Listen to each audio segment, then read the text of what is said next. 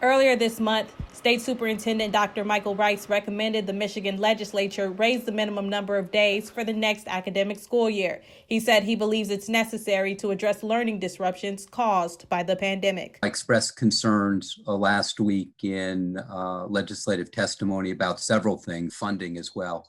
With respect specifically to time, however, what I said was that I thought that next school year we would need more time. We spoke to a handful of local districts that say they understand the recommendation from the state superintendent, but don't necessarily agree. Superintendent Matthew Cortez at Muskegon City Public Schools told us they believe more days doesn't mean more learning. Instead, the district plans to use the technology they've become familiar with and invest in more of it to help kids learn when they return in the fall. Grand Rapids Public Schools says it's too soon to say, and in Rockford, the superintendent says they're already working on a plan. What we are going to do is we're going to implement a robust summer school program.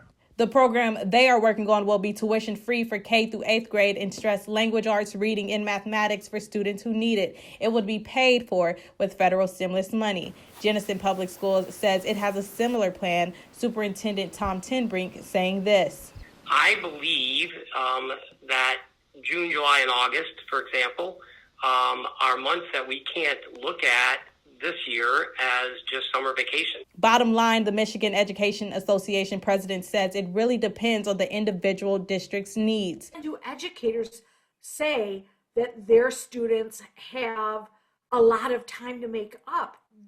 Some schools have been going face-to-face since the beginning of the school year. Herbert saying there are also teacher and staff contracts to consider. If you have a 2 or 3 year contract, those calendars are set up for 2 and 3 years out. And so families have already planned vacation. And then there is a question of money. Money districts say right now they don't have. In the fall, Congress did approve additional funding to go towards schools to help them recover from the pandemic. Right now, those funds are being held up in Lansing as Republican state lawmakers and the governor try to agree on the state's latest COVID-19 relief plan. In Grand Rapids, I'm Leona Dunn, 13 on your side.